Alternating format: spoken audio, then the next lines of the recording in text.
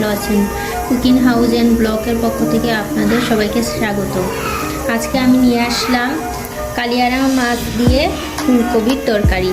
তাহলে আপনারা দেখতে থাকুন আমি কিভাবে তৈরি করছি।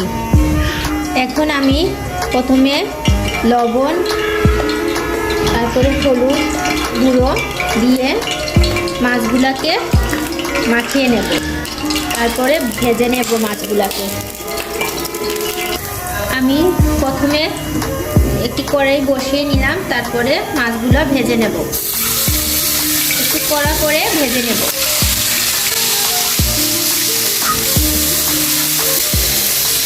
আপনারা দেখতে থাকুন। এখন আমি মাছগুলো উল্টে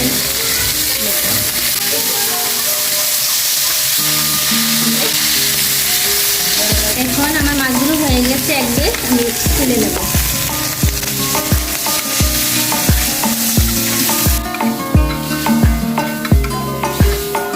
আমি এক পাত্রে তেল দিয়ে দিলাম, তো তেল গরম হলে আমি রসুন কুচি দিয়ে দেব।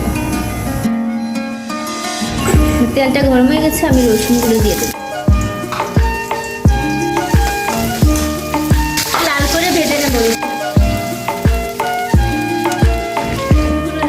লাল হয়ে গেছে, আমি পেঁয়াজ বাটা দিয়ে দেব।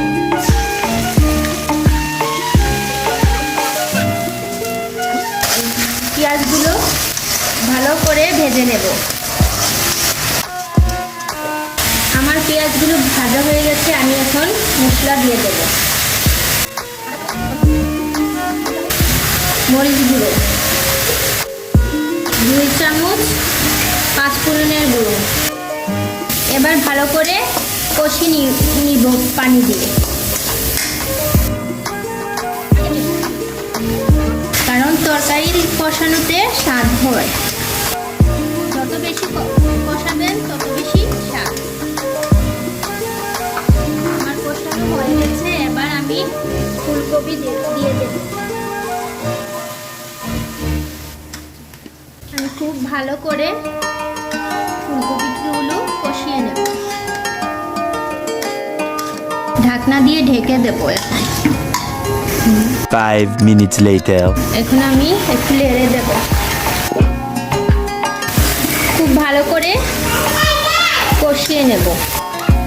কষানোতেই ফুলকপিগুলো সিদ্ধ হয়ে যায়। 5 minutes later. আমি একটু পানি দিয়ে ফুলকপিগুলো সিদ্ধ করে নেব।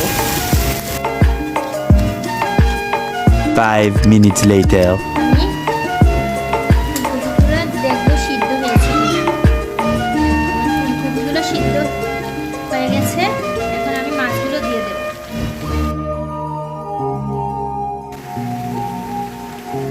আমার মাছগুলো কষানো হয়ে গেছে, এখন আমি পানি দিয়ে দেব। এখন আমি ধনিয়া পাতাগুলো দিয়ে দেব, দিয়ে লবণ চেক করে নামিয়ে ফেলব। 5 minutes later. এখন লবণটা চেক করে নামিয়ে ফেলব। 5 minutes later. এই তো হয়ে গেল আমার কালিয়ারা মাছ দিয়ে ফুলকপির তরকারি। বন্ধুরা, আমার চ্যানেলটি যদি পছন্দ হয়ে থাকে তাহলে অবশ্যই লাইক, কমেন্ট, শেয়ার করবেন। আসসালামু আলাইকুম।